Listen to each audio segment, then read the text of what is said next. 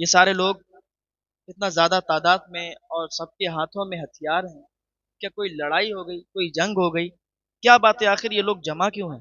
تو ایک شخص نے بتایا کہ ایک آدمی اپنے آپ کو اللہ کا رسول بتاتا ہے، اللہ کا نبی بتاتا ہے، اس سے اور اس کے لوگوں سے جنگ کرنے کے لیے ہم لوگ یہاں جمع ہوئے ہیں۔ تمام یہودی اس سے جنگ کرنے کے لیے جمع ہوئے ہیں۔ تو اس غلام نے جب اتنا سنا کہ محمد نام ہے، اپنے آپ کو اللہ کے رسول بتا رہے ہیں، تو یہ چپکے سے دھیرے دھیرے سے پیچھے کی طرف سے، جہاں پر حضور پاک صلی اللہ تعالی علیہ وسلم اور صحابہ اکرام موجود تھے، ادھر کو چلا گیا۔ جانے کے بعد دھیرے دھیرے آقا صلی اللہ تعالی علیہ وسلم کے قریب چلا گیا، اور تھوڑی دوری سے یہ حضور پاک صلی اللہ تعالی علیہ وسلم کو جب پہلی نظر دیکھتا ہے، بالکل آپ پر فدا ہو جاتا ہے، حضور پاک صلی اللہ علیہ وسلم کا دیوانہ ہو جاتا ہے، کیونکہ اس سے پہلے صرف اس نے نام سنا تھا، آپ کو دیکھا کبھی نہیں تھا۔ لیکن اس دن جب اس نے نام سنا کہ وہ یعنی محمد الرسول اللہ صلی اللہ تعالی علیہ وسلم آئے ہوئے ہیں اور یہ لوگ ان سے جنگ کرنے کے لیے جا رہے ہیں، تو اس نے سوچا کہ آج اچھا موقع ہے، ابھی تک صرف نام اور کام سنا ہے، آج لائیو دیکھیں گے، آج دیکھیں گے لوگ باتیں کرتے ہیں کہ ان کا حسن بڑا اعلیٰ ہے، انہیں جب کوئی دیکھتا ہے تو انہی کا ہو جاتا ہے، تو آج چلو چل کے دیکھتے ہیں۔ حضور پاک صلی اللہ تعالی علیہ وسلم کو دور سے ٹک ٹکی باندھ کے دیکھتا رہا نہیں گیا، تو دھیرے دھیرے حضور کے پاس پہنچا۔ حضور کے پاس جانے کے بعد کہتا ہے، کیا آپ ہی اللہ کے نبی ہیں؟ کہ آپ ہی اپنے آپ کو اللہ کا رسول بتاتے ہیں؟ حضور پاک صلی اللہ تعالی علیہ وسلم نے فرمایا، جی بالکل، میں اللہ کا نبی ہوں، اور اللہ ایک ہے، اللہ وحدہ لا شریک ہے، وہی ایک ہے، اور اس کے سوا کوئی معبود نہیں، کوئی عبادت کے لائق نہیں۔ تو یہ شخص کہتا ہے کہ میں تو یہودی ہوں، اور آپ یہ بتائیں کہ میں آپ کے ساتھ کیسے آ سکتا ہوں؟ میں تو آپ کا دیوانہ ہو گیا ہوں، میں تو آپ پر فدا ہو گیا ہوں، میں نے صرف ابھی تک آپ کا نام سنا تھا، آپ کو دیکھا نہیں تھا، لیکن آج آپ کو دیکھ لیا ہے، اور جب آپ کو دیکھ لیا ہے تو پھر آپ سے جدا ہونے کو دل نہیں کہہ رہا، آپ کے پاس سے ہٹنے کو دل نہیں کر رہا، آپ مجھے اپنا بنا لیجئے، اپنا دیوانہ کر لیجئے، اپنا غلام بنا لیجئے۔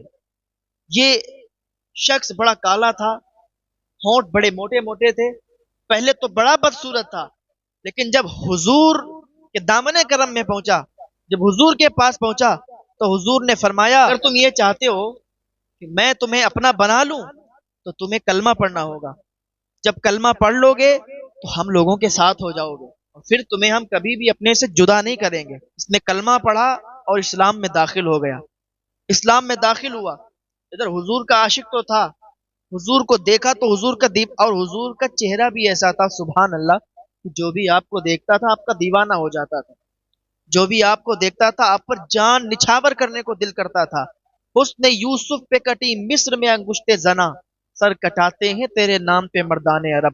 ادھر حضرت یوسف کا حسن تھا، حضرت یوسف علیہ السلام کا حسن تھا، اور ان کے حسن کی یہ تاب تھی کہ مصر کی عورتیں جب آپ کو دیکھتی تھی تو اپنی انگلیوں پر چھری چلا لیتی تھی، اپنی انگلیوں کو کاٹ لیتی تھی۔ حسن یوسف پہ کٹی مصر میں انگشت زنا، ادھر عورتیں تھیں اور ادھر مرد سر کٹاتے ہیں تیرے نام پہ۔ ادھر تو حضرت یوسف علیہ السلام کو دیکھ کر انگلیاں کٹتی تھیں، اور ادھر تو حضور کے صرف نام پر وہ بھی عرب کے مرد اپنے سروں کو کٹایا کرتے تھے، سبحان اللہ۔ یہ حضور کی ذات، حضور کی شان ہے، سب سے اعلیٰ و بالا ہمارا نبی، سب سے بالا و بالا ہمارا نبی، سارے اچھوں میں اچھا سمجھیے جسے، ہے اس اچھے سے اچھا ہمارا نبی، سب چمک والے اجلوں میں چمکا کیے، اندھے شیشوں میں چمکا ہمارا نبی۔ کیا خبر کتنے تارے کھلے چھپ گئے، پر نہ ڈوبے نہ ڈوبا ہمارا نبی۔ اور کون دیتا ہے دینے کو منہ چاہیے، کون دیتا ہے دینے کو منہ چاہیے، ہمارا دینے والا ہے سچا ہمارا نبی، دینے والا ہے سچا ہمارا نبی۔ اور اعلیٰ حضرت فرماتے ہیں، غم زدوں کو رضا مژدہ دیجیے کہ ہے بے کسوں کا سہارا ہمارا نبی۔ جو بھی آپ کے پاس جاتا تھا وہ آپ کا ہو جاتا تھا، اور حضور کبھی نہیں کہتے کہ جاؤ تم یہاں سے بھاگ جاؤ، جو بھی آتا تھا آپ کی بات جب سنتا تھا تو وہ آپ کا ہو کے رہ جاتا تھا، اور آپ کے پاس جو بھی آتا تھا اپنی فریاد لے کے آپ اس کی مدد کرتے تھے، اس کی بات کو سنتے تھے۔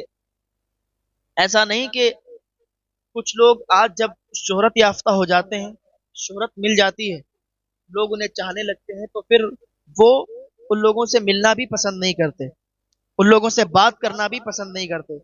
لیکن اللہ اکبر، یہ میرے حضور کی ذات ہے کہ کوئی بھی آپ کے پاس آتا، یا امیر ہوتا یا غریب ہوتا، مسکین ہوتا، کوئی بھی ہوتا، حضور سب سے محبت کے ساتھ بات کیا کرتے تھے، حضور سب سے بات کیا کرتے تھے، اور سمجھانے کا طریقہ تو بالکل الگ ہی تھا۔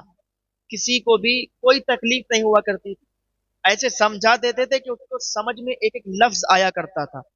حضور پاک صلی اللہ تعالی علیہ وسلم کے پاس کچھ لوگ بیٹھے ہوئے تھے، تو ایک شخص آ کے کہتا ہے، یا رسول اللہ صلی اللہ علیہ وسلم، میں آپ کی ہر بات مانوں گا، آپ کی ہر بات ماننے کے لیے تیار ہوں، لیکن یا رسول اللہ میں زنا کرتا ہوں، میں زنا نہیں چھوڑ سکتا، میں زنا نہیں چھوڑ سکتا، مجھ سے زنا نہیں چھوٹے گا۔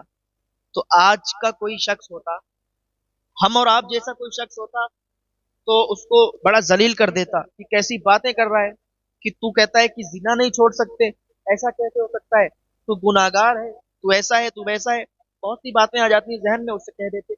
تو پاک صلی اللہ تعالی علیہ وسلم اسے اکیلے میں لے گئے، سائڈ میں لے گئے، اور آپ نے فرمایا کہ اے شخص، تو کہتا ہے کہ تو زنا نہیں چھوڑ سکتا، تو مجھے یہ بتا کہ اگر تیری ماں کے ساتھ کوئی ایسا فیل کرے، کوئی زنا کرے، تو کیا کرے گا؟ کیا تجھے یہ گوارا ہوگا؟ کیا تجھے یہ برداشت ہوگا؟ اس نے کہا یا رسول اللہ نہیں۔ کہا تیری بہن کے ساتھ کوئی کرے، تیری بیٹی کے ساتھ کوئی کرے، کیا تجھے یہ گوارا ہوگا؟ کہا یا رسول اللہ نہیں، میں توبہ کرتا ہوں کہ میں آج کے بعد کبھی بھی زنا نہیں کروں گا۔ سبحان اللہ، یہ سمجھانے کا طریقہ، قربان جائیں اس نبی پر جس کے صدقے میں ساری کائنات بنی۔ تبھی تو اللہ تعالیٰ فرماتے ہیں، بے کسوں کا سہارا ہمارا نہ، غم زدوں کو رضا مزدہ دیجے کہ گئے، بے کسوں کا سہارا ہمارا نہ۔ کوئی بھی آپ کے پاس آتا، آپ اس کا سہارا بنتے، کوئی بھی آپ سے مدد مانگتا، آپ اس کا سہارا بنتے۔ تو میں عرض کیا کر رہا تھا کہ وہ یہودی کا غلام، وہ حضور پاک صلی اللہ تعالی علیہ وسلم کے نام پر قربان ہونے کے لیے تیار ہو گیا، حضور پاک کا کلمہ پڑھ لیا اور اسلام میں داخل ہو گیا۔ اب اس نے اجازت چاہی کہ یا رسول اللہ صلی اللہ علیہ وسلم، میں اب جنگ لڑوں گا، جنگ کروں گا آپ کی طرف سے، اور میں چاہتا ہوں کہ میں جنگ میں شہید ہو جاؤں۔ حضور پاک صلی اللہ علیہ وسلم نے اس کو اجازت دے دی کہ جاؤ۔ اس نے تلوار لی اور جنگ میں اتر گیا۔ جنگ میں جانے کے بعد کافی دیر تک لڑتا رہا اور پھر شہید ہو گیا۔ جب شہید ہوا تو حضور پاک صلی اللہ تعالی علیہ وسلم اس کو دیکھنے کے لیے آئے اور پھر واپس ہو گئے۔